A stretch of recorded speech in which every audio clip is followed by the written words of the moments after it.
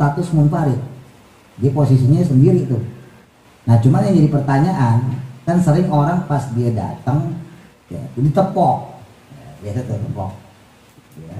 Kan kalau ditanya orang kenapa lo tepok, supaya dia jadi imam kan gitu. Terus yang kedua supaya suaranya kedengeran, nah, kan gitu. Jadi ada kesalahan di situ. Padahal ketika orang sholat munfarid, emang sunahnya suaranya kedengeran. Nah kalau kita pakai standar awal bahwa orang yang sholat munfarid itu disunahkan jahar, ya berarti itu menghapus akibat dari tepokan itu. Gak boleh orang lagi sholat ditepok, ya. Kenapa? Karena itu termasuk mengganggu orang yang sholat. Jangankan nepok, kita lewat di jalan depan dia nih, nah itu orang yang sholat tuh boleh ngalangin tangan begini. Ya, misalnya ada orang nih mau lewat depan kita, dia nggak tahu, kita boleh begini. Ya, kalau posisinya dari kiri berarti dari sini, kalau di posisi dari kanan berarti dari sini. Maksudnya membaca amin setelah membaca surah Al-Fatihah di dalam sholat dan selain sholat. Lakin tetapi fi sholat, adapun di dalam sholat itu akadun sangat dianjurkan. Amin di sini a-nya 2 rakaat karena dia mad asli, min-nya ada disukun, boleh 2, boleh 4, boleh 6. Ya umumnya biasanya 6. 2 ya, amin. Jadi jangan dibalik, jangan a-nya yang panjang, min-nya yang pendek. Amin. Maka ada disukun itu minimal 2. Jadi kalau a-nya kita baca 4 detik, berarti minimalnya min itu juga 4 detik. Amin. Ada juga orang saking nggak mau manjangin a malah jadi pendek. Biasanya kayak gitu malah imam. Waladdallin. Amin. Ada yang kayak gitu.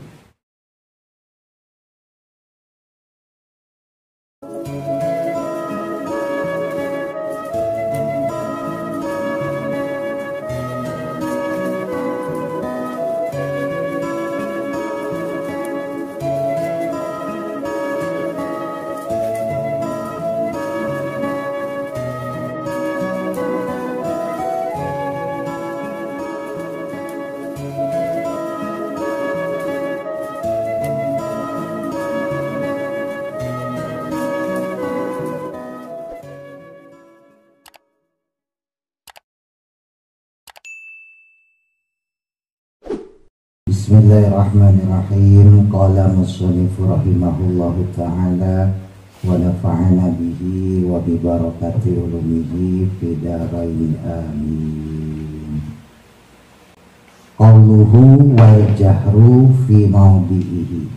Adapun yang keenam, sunnah daripada sholat wal jahru dan bersuara keras fi mawdi'ihi pada tempatnya atau pada waktunya.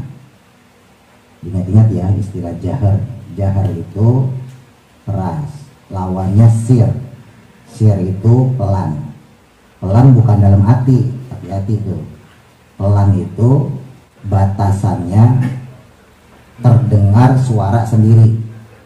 Jadi kalau kita takbir Allahu Akbar, suara sir itu Bismillahirrahmanirrahim, Alhamdulillahirabbil alamin. Nah itu namanya sir.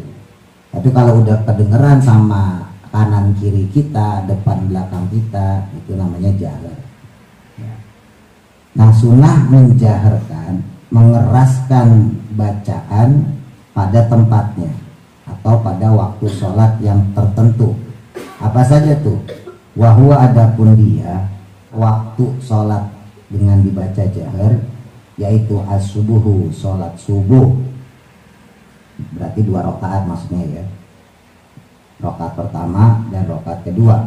Wa ulatal maghribi, dan 2 rakaat pertama sholat maghrib, rakaat pertama dan rakaat kedua, rakaat ketiga enggak. Wal isya'i, dan 2 rakaat pertama sholat isya, maksudnya rakaat pertama dan rakaat kedua. Wal jumu'atu, dan juga sholat Jumat. Wal idani, dan sholat 2 hari raya. Nah ini berlaku untuk imam dan orang yang sholat munfarid. Sholat munfarid itu sholat sendiri. Jadi untuk orang yang sholatnya sendiri itu tetap disunahin menjaharkan bacaan. Tapi nanti kalau perempuan ada batasannya ya. Kalau ada laki-laki maka tetap sir. Nah tapi kalau secara umum walaupun kita sholat sendiri itu sunnah menjaharkan pada 3 waktu ini untuk sholat fardu ya, yaitu sholat subuh, sholat maghrib, sholat isya. Nah sering saya dapat pertanyaan ketika ada orang misalnya di musola di masjid ya, ketika dia masbuk salah dalam menjadikan imam ya karena berawal dari setarnya salah. Banyak kasus di musola di masjid tuh, nah ada orang masbuk nih misalnya sholat isya gitu. Jadi imam udah rakaat terakhir dia baru datang. Nah ketika baru datang berarti kan dia baru dapat 1 rakaat. Ketika imam salam berarti dia bangkit berdiri untuk melanjutkan rakaat kedua. Nah posisi dia kan dalam status munfarid, dia posisinya sendiri tuh. Walaupun tadi awalnya menjadi makmum, ya tetap nggak boleh ngerubah niat, ya tetap lanjutin. Nah cuma yang jadi pertanyaan kan sering orang pas dia datang ada makmum lain nih datang nih, disangkanya sholat belum selesai, ternyata sholat udah selesai. Pas nyampe ya ditepok, ya biasa tuh tepok. Tujuannya apa? Supaya jadi imam. Nah itu kenapa itu orang nepok tuh? Ya karena ada kegagalan dalam memahami sholat munfarid. Ya. Kan kalau ditanya orang kenapa lo tepok, supaya dia jadi imam kan gitu. Terus yang kedua supaya suaranya kedengeran, nah, kan gitu. Jadi ada kesalahan di situ. Paham maksudnya? Padahal ketika orang sholat munfarid emang sunahnya suaranya kedengeran, suaranya jahar. Ya tentunya disesuaikan. Kalau di dalam musola masjid ya kan, ya maksud kita bareng-bareng ini kan baru naik semua nih, ya kan sama-sama masbuk ya kan, jangan main kenceng-kencengan maksudnya. Ini standar aja maksudnya gitu. Jadi ada kata ada orang nih ketika dia nepak, kalau ditanya kenapa alasannya, 1 supaya menjadikan dia sebagai imam kan gitu. Terus yang kedua supaya dia tahu kalau dijadiin imam tuh suaranya dikencengin kan gitu. Nah kalau kita pakai standar awal bahwa orang yang sholat munfarid itu disunahkan jahar, ya berarti itu menghapus akibat dari tepokan itu. Nggak boleh orang lagi sholat ditepok, ya, apalagi tonjok, nggak boleh. Kenapa? Karena itu termasuk mengganggu orang yang sholat. Jangankan nepok, kita lewat di jalan depan dia nih, nah itu orang yang sholat tuh boleh ngalangin tangan begini. Ya, misalnya ada orang nih mau lewat depan kita, dia nggak tahu, kita boleh begini, nggak batal sholat kita, jadi ngalangin gitu. Ya, kalau posisinya dari kiri berarti dari sini, kalau di posisi dari kanan berarti dari sini. Boleh kita ngalangin. Jadi mengganggu orang yang sholat ya haram. Nah nepok itu kan termasuk mengganggu orang sholat. Apalagi kalau di pondok ya, itu kan juga kan kalau di pondok asal sih. Kadang ditepaknya sengaja yang kenceng. Ya. Jadi kita sengaja nih telat, wah ini yang gue incar nih musuh gue, tepok. Jadi sholatnya bercanda. Tapi ya wajar lah namanya, kita masih kecil ya. Jadi kegagalan paham tuh di situ. Ya tapi kan kita kemudian diterangin ya. Jadi nggak boleh nepok itu. Ada lagi orang misalnya dia sholat sunnah, terus ada orang mau jadi dia imam, tangannya begini kan, supaya dia nggak ngejadiin dia sebagai imam kan gitu, tangannya ditaruh bawah gini kan. Kalau kita belajar fikih itu nggak ngaruh. Selama sholatnya masih satu hal, ya, satu keadaan, satu rangkaian rukun yang sama, biasa. Kecuali rukunnya beda. Walaupun sholat sunnah tetap pertama berdiri kan, ya kan, takbiratul ihram, baca Fatihah, surat kan gitu ya. Ruku kan nggak ada yang beda. Kecuali sholatnya yang rangkaian rukunnya beda, misalnya kayak sholat Id, nah, itu kan takbirnya 7 kali, yang rakaat pertama, takbir kedua 5 kali. Atau sholat jenazah, ada orang sholat jenazah nih, kita main ikut aja, kita mau sholat zuhur ya nggak bisa. Sholat jenazah nggak ada rukunya ya kan, nggak ada ruku, nggak ada sujud, berdiri doang, takbir doang. Nah itu baru nggak bisa. Tapi kalau sholat sunnah itu sama. Jadi kalaupun ada orang sholat sunnah lalu kita menjadikan dia imam sholat wajib kita, secara hukum sholatnya tetap sah. Nah balik lagi nih, jadi jahar itu pada sholat subuh ya, rakaat pertama rakaat kedua, sholat maghrib rakaat pertama rakaat kedua, sholat isya rakaat pertama rakaat kedua. kedua, sholat Jumat rakaat pertama, rakaat kedua, sholat Id rakaat pertama dan rakaat kedua. Nanti kalau teman-teman buka kitab yang lebih tebal, masih ada beberapa sholat sunnah juga ya selain sholat Id. Contohnya misalnya sholat taraweh, ya, sholat malam di bulan Ramadan, sholat witir yang di bulan Ramadan dengan berjamaah, itu juga sunnah untuk dijahar. Kalau sholatnya berjamaah ya, kalau nggak berjamaah nggak ada kesunahan. Jadi ada beberapa sholat lain yang memang secara kesunahan dijaharkan. Ini berhubung Fathul Qorib ya kitab dasar lah, jadi nggak disebutin semua. Tadi yang keenam menjaharkan pada tempatnya. Nah terus yang ketujuh wal israru dan ya, mensirkan, membaca dengan suara pelan, lawannya jahar. Fi maudihi dalam tempatnya atau dalam waktunya. Wahia adapun dia tempatnya atau waktunya mensirkan atau memelankan bacaan itu mah sesuatu ya, maksudnya tempat ada yang selain alladzi dzukira yang telah disebutkan, berarti sholat zuhur sama sholat asar. Sholat asar mau jadi imam kek nggak jadi imam kek, suaranya sir. Hati-hati loh, sir itu banyak orang nyangka dalam hati, apalagi perempuan yang khususnya nih, hati-hati sholat kagak ada suaranya. Allahu Akbar, diem aja dalam hati soal bacanya, habis itu ruku. Jadi semuanya dalam hati, nggak sah itu, karena Fatihah itu rukun qauli.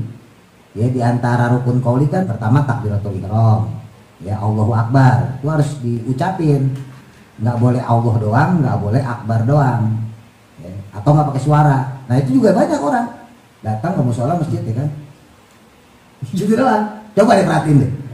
Nah saya kan peneliti, jadi kelihatan gitu. Kalau teman-teman kalau jadi guru juga pasti tahu, kelihatan ya, oh orang sholat itu kelihatan. Ada yang cuma Allah doang, Allah. Jadi akbarnya kagak ada. Kalau akbar doang kayaknya belum pernah belum. Tapi kalau yang Allahnya doang, ya itu gak sedikit. Termasuk tadi nggak ada suaranya. Gitu. Nah terus yang kedua Fatihah, rukun qauli yang kedua Fatihah. Jadi Fatihah itu terdengar kuping sendiri. Bismillahirrahmanirrahim. Alhamdulillahirabbil alamin. Arrahmanirrahim. Gitu. Terus ketiga tahiyat ya, berikut sholawatnya. Kalau tahiyat awal itu sunnah abad ya. Kalau tahiyat akhir itu rukun. Kalau sunnah abad yang kemarin kita bahas, maka kalau nggak dilakukan sujud sahwi. Kalau rukun nggak dilakukan batal, nggak sah sholatnya. Terus yang terakhir salam yang pertama itu juga rukun qauli. Jadi harus dibaca dan bacanya bener, assalam, ada asnya loh. Saya waktu itu cerita, kita tuh seringan salam sama orang nggak pakai as, asaknya langsung. Coba didengerin orang-orang kalau salah. Assalamualaikum, assalamualaikum. Rata-rata didengerin deh, nggak ada asnya. Tapi kalau orang Betawi kolot, assalamualaikum, assalamualaikum. Jadi, nah itu ada kebiasaan yang kadang kebawa ke sholat. Ya, kadang-kadang malah nggak pakai ya. Jadi imamnya salam dia nengok doang. Imam nih salam nih, assalamualaikum warahmatullah. Dia nggak pakai asal. Atau tadi ya, salam doang nggak pakai as. Jadi nggak pakai assalamualaikum. Assalamualaikum. Kalau orang belajar tahsin, belajar tajwid yang kita pelajarin tadi tuh baca Quran, itu jeli. Satu huruf aja hilang itu kelihatan. Kalau orang udah biasa belajar tahsin ya, belajar tajwid, satu huruf aja hilang kelihatan. Berubah aja huruf satu doang kelihatan. Allahu Akbar dibaca pakai wa, Allahu Akbar kelihatan. Karena udah sensitif gitu, berarti kupingnya udah sensitif. Nah jadi untuk yang sir ya bukan dalam hati, tapi dibaca pelan ya, terdengar kuping sendiri. Ya tentunya ini dipakai perasaan juga, karena secara medis ya, orang budak itu suaranya gede. Itu secara medis. Orang makin budak makin gede suaranya. Ya karena dia nggak dengar suara diri sendiri. Ya ntar teman-teman kalau ketemu orang tua atau kakek nenek gitu ya yang udah tua, biasanya ngomongnya kenceng karena dia nggak ngedengar suara dia sendiri. Sunnah ke-8 dalam sholat, wa ta'minu, dan membaca amin. Maksudnya qaulu amina, mengucap ucapan lafaz amin. Hanya panjang ya, minnya panjang, matahari disukun. Akibal fatihati, setelah membaca surah al-fatihah. Liqori'iha, untuk orang yang membacanya. Fi sholati, dalam sholat. Ini misalnya imam atau sholat munfarid, sholat sendiri. Wa ghairiha, dan selainnya, maksudnya selain orang yang sholat. Lakin tetapinya fi sholati, adapun di dalam sholat itu akadun, sangat dianjurkan. Maksudnya membaca amin di dalam sholat itu sangat dianjurkan. Amin dalam bacaan Fatihah, termasuk juga amin dalam bacaan doa kunut. A-nya panjang ya, minnya panjang, matahari disukun. Jadi jangan dibalik, jangan A-nya yang panjang, minnya yang pendek. Nah, itu juga penyakit orang. Walaupun ini nggak pengaruh, karena ini sunnah ya. Ada orang A-nya panjang banget, amin. Kembali kan saya A-nya dua doang, kan A-nya mati asli ya. A-nya amin di sini bukan bahasa Arab loh. Ini amin di sini bahasa Ibrani. Dulu udah pernah saya terangin tuh ya. Jadi kalau amin bahasa Arab tuh orang yang bisa dipercaya. Kayak Nabi kan disebutnya al-amin.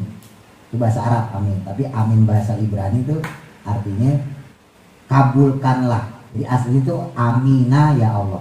Kabulkanlah ya Allah. Nah, amin di sini A-nya 2 harokat karena dia mat asli. Min-nya mat arid disukun. Nah, kalau mat arid disukun boleh 2, boleh 4, boleh 6. Ya umumnya biasanya 6 untuk nyesuaiin. A2 ya, amin. Nah jadi andai kata hanya kita baca 4 detik, berarti minimalnya min itu juga 4 detik karena mat arid disukun. Jadi boleh 2, boleh 4, boleh 6. Mat arid disukun itu minimal 2. Ya, sementara mat asli hukumnya juga 2 harokat gitu ya. Jadi kalau kita baca detik ya, ini bukan harokat. Jadi kalau hanya kita baca 4 detik, berarti minimalnya min itu juga 4 detik. Amin, malah benar. Ada juga orang saking nggak mau manjangin malah jadi pendek. Ada juga tuh. Biasanya kayak gitu malah imam. Walabolin, amin. Ada yang kayak gitu. Biasanya kayak gitu malah imam, bukan makmum. Kalau makmum dalam mazhab Syafi'i, ketika imam baca Fatihah, sunnah mendengarkan. Ketika imam baca surat, maka kita baca Fatihah. Hati itu ya, jangan lupa. Fatihah itu wajib, jadi sekalipun kita makmum, kita juga tetap harus baca Fatihah. Nah, makanya kalau bisa sholat itu jangan pindah-pindah supaya kita tahu karakter imam. Misal, imam ini kalau sholat maghrib misalnya, biasanya bacanya cuma Al-Kafirun sama Al-Ikhlas misalnya. Nah, Al-Ikhlas kan pendek tuh 4 ayat doang ya. Nah, takutnya kita termasuk orang yang baca Fatihahnya lama. Karena ada orang tuh yang baca Fatihahnya lama. Ya, ada orang yang baca Fatihahnya sedang gitu ya. Ada orang yang baca Fatihahnya cepat. Ini saya bicara bener loh, bukan masalah yang nggak bener. Ya. Cepat itu kan ada yang bener, ada yang nggak bener. Nah, yang saya maksud ini cepat tapi bener. Ya. Nah, kalau seandainya kita memang masuk kategori orang yang bisa cepat dalam baca Fatihah, Bismillahirrahmanirrahim, Alhamdulillahirabbil alamin, Ar-Rahmanirrahim, gitu ya. Bisa cepat dan benar, ya nggak ada masalah. Kita baca Fatihah itu pas imam baca surat, yaitu Qul dalam hal ini, surat pendek ya, atau ina misalnya. Tapi kalau kita termasuk kategori orang yang baca Fatihahnya lambat, lama, ya jangan nungguin imam baca Qul. Ya udah baca aja dari imam masih baca Fatihah, tapi jangan dari awal karena nanti nyamain. Kalau nyamain maka nanti punya potensi mendahului. Nah, kalau mendahului 3 kali batal. Ya, mendahului imam lebih dari 3 kali batal. Dengan sengaja ya. Dengan sengaja batal. Nah, makanya usahain mundur. Misalnya kita mulai baca imam pas sirotol. Ya, sirotol lagi nantain baru kita mulai baca.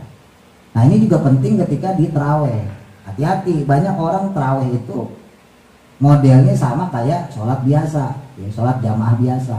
Jadi pas imamnya baca Fatihah, dia diam. Imamnya baca surat, baru dia baca Fatihah. Nah, yang dibaca Qul. Begitu diwasol, Bismillahirrahmanirrahim. Qul huwallahu ahadun Allahus samad lam yalid wa lam yulad wa lam yakul lahu kufuwan ahad. Mana sempat baca Fatihah makmum, ya kan? Nah imamnya ruku, dia ikut ruku, padahal Fatihahnya belum kelar. Nah, sholatnya nggak sah. Ya. Makmum itu ada 3 kategori, ingat-ingat ya. Makmum ya, makmum itu ada 3 jenis atau 3 kategori. Yang pertama, makmum yang dia bersamaan dengan takbiratul ihram imam. Ya, jadi dia datang, dia dapat takbiratul ihram imam. Makmum yang kedua, dia mendapatkan imam sudah menyelesaikan Fatihah atau si imam sudah membaca surat. Ya. Nah, yang ketiga, makmum yang ketika dia masuk ke mushola, ke masjid, mendapatkan imam sudah ruku. Nah, ini perlakuannya beda. Yang ditanggung sama imam itu Fatihahnya orang yang ketika dia datang ke mushola, ke masjid, kalau imamnya udah ruku. Kita datang nih ke mushola, ke masjid, imamnya udah ruku. Nah, Fatihah kita ditanggung imam. Maka kita cukup niat takbir. Allah, misalnya sholat maghrib, saya niat sholat maghrib 3 rakaat menjadi makmum menghadap kiblat karena Allah Ta'ala, Akbar, gitu ya. Atau kalau pakai bahasa Arab, Allah usolli fardhu maghrib salasa rakaatin mustaqilat kiblati adan makmum lillahi ta'ala, Akbar. Langsung ruku, nggak usah baca Fatihah. Nah, yang kayak begitu ditanggung sama imam. Tapi kalau yang jenis pertama dan kedua, ya, yang tadi pertama dia mendapatkan takbiratul ihram imam, yang kedua dia itu mendapatkan Fatihah atau suratnya imam, maka dia wajib membaca Fatihah. Ya.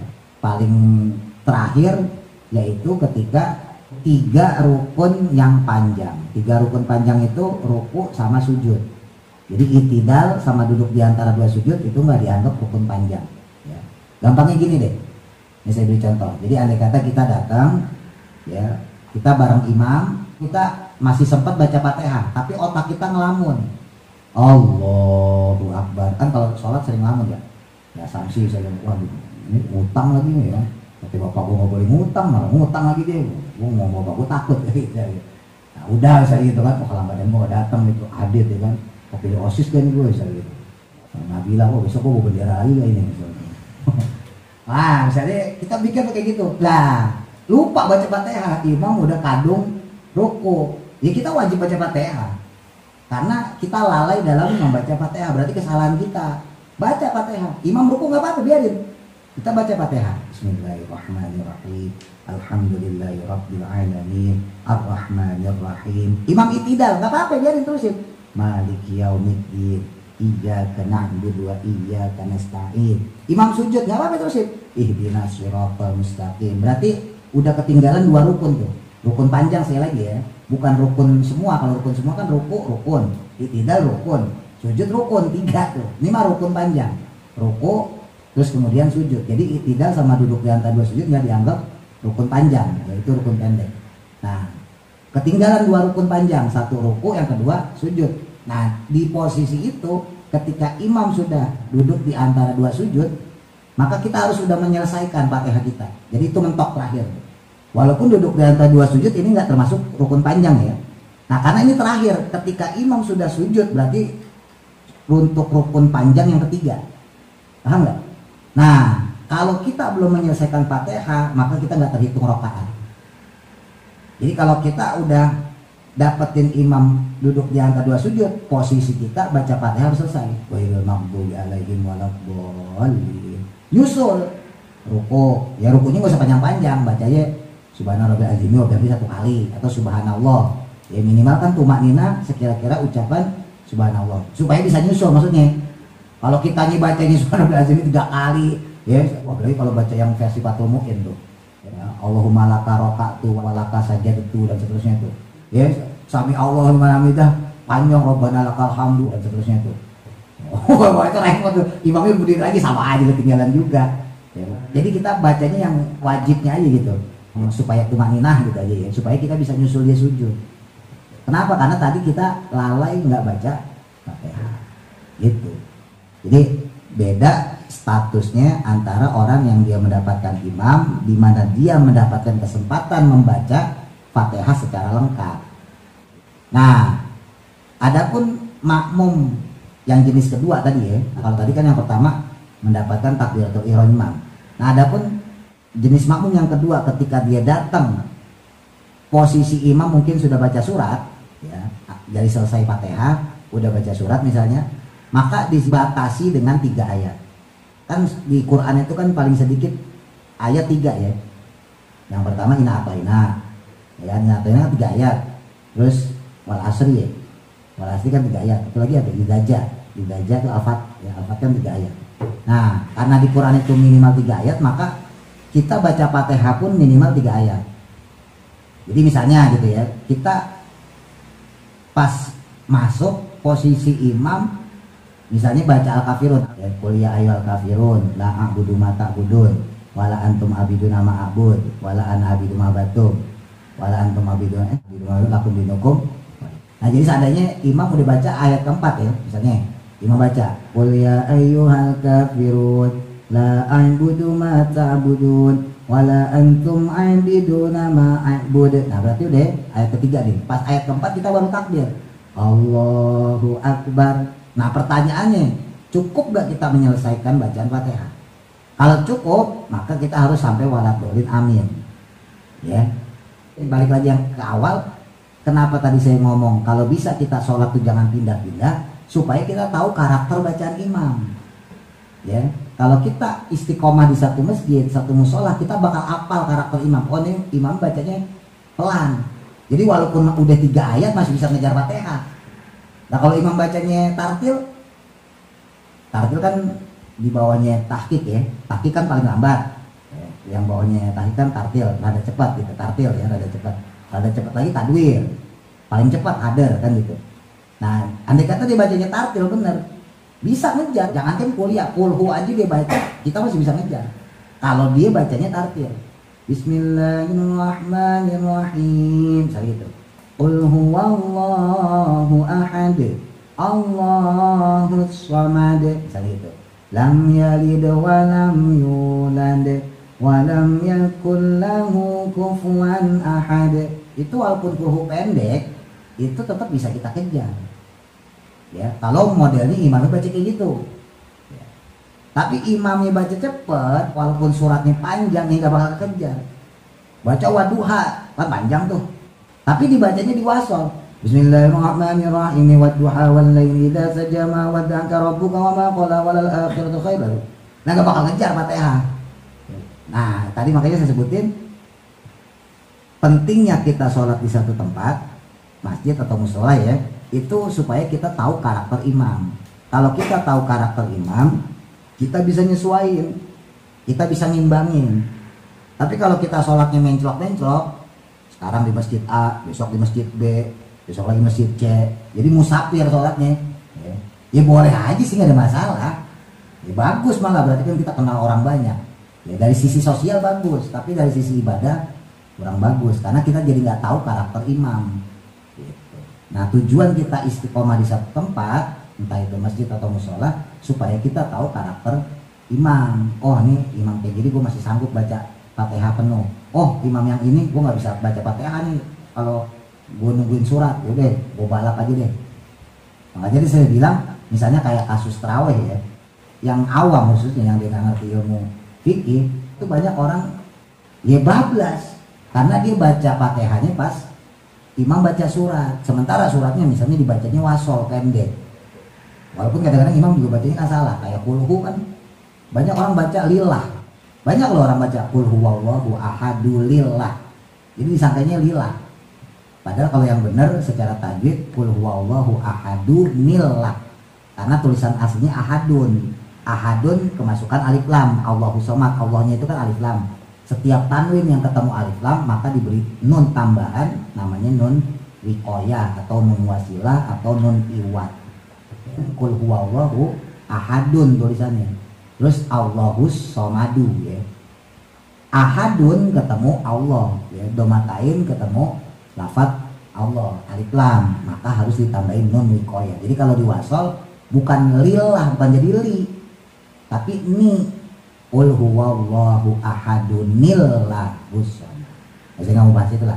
Ya, pokoknya banyak yang salah itu. Intinya ketika orang baca kayak gitu di wasol, ya, maka kita yang sebagai makmum, andai kata baru baca Fatihah pas imam surat udah pasti nggak kekejar, jadi wasol. Ya. Nah makanya kalau misalnya terawih nih, ya udah baca aja dari imam pas sudah baca Fatihah, tapi jangan dibarengin karena nanti punya potensi mendahului. Ya, bacanya taran-taran aja. Imam udah Bismillah, Alhamdulillahirobbilalamin, Alhamdulillah, baru deh Imam Malik Yaumiddin baru kita setar.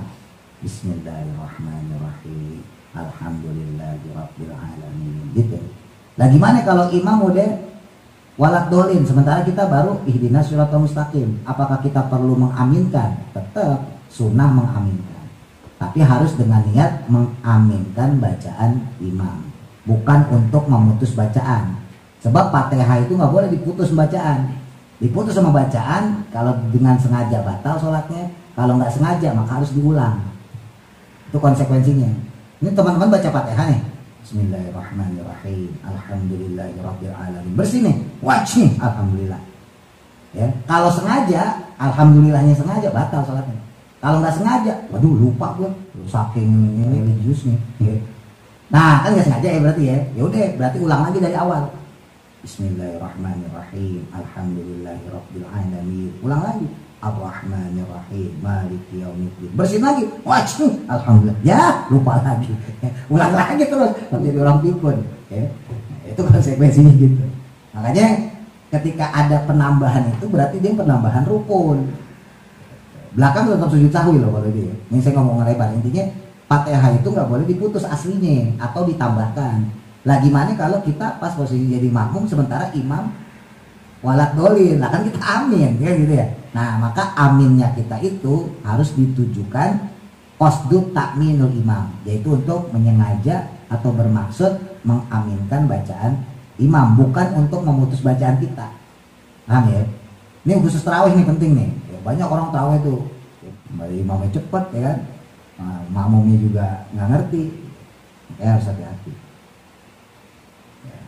Wa yu'aminu, dan sunnah juga mengaminkan.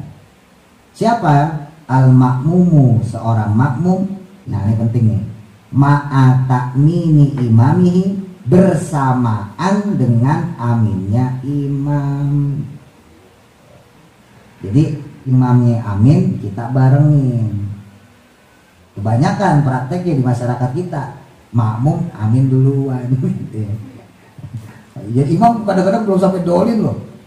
Ini saya kasih tahu ya teman-teman yang khususnya nggak jadi imam. Kalau saya kan jadi imam, jadi saya harus ngasih tahu.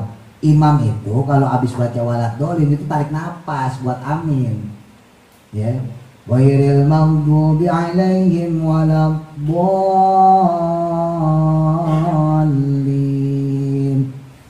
Amin gitu. Nah ini wah amin. Nah imam ini baru narik nafas. Ya, jadi ada kesunahan di mana aminnya imam berbarengan dengan makmum. Jadi si makmum membarengi aminnya si imam. Kenapa? Karena aminnya imam itu dibarengi sama malaikat. Maka kalau kita sebagai makmum berbarengan juga dengan aminnya imam, berarti kita ikut juga aminnya berbarengan dengan malaikat. Lah sekarang kalau yang amin malaikat kira-kira diterima nggak? Nggak usah imam lah, imam masih manusia juga. Malaikat nih yang aminin, diterima nggak kira-kira? Nah, itu kelebihannya. Ya, makanya jangan ngeduluin imam. Walaupun seandainya dia lakukan itu cuma satu kali ya mendahulukannya, ya sholatnya tetap sah. Tapi secara fadilah, secara keutamaan nggak dapat, karena sunnahnya itu justru dia membarengkan imam dalam membaca amin. Wa yajharu, dan mengeraskan suara bihi dengannya, maksudnya dengan membaca lafaz amin dijahrin. Jadi kalau amin jahar, tapi nggak usah kenceng banget, amin kayak anak kecil, jangan, malu lah gede. Kalau anak PAUD nggak apa-apa, amin kenceng. Wa qira'atus surati,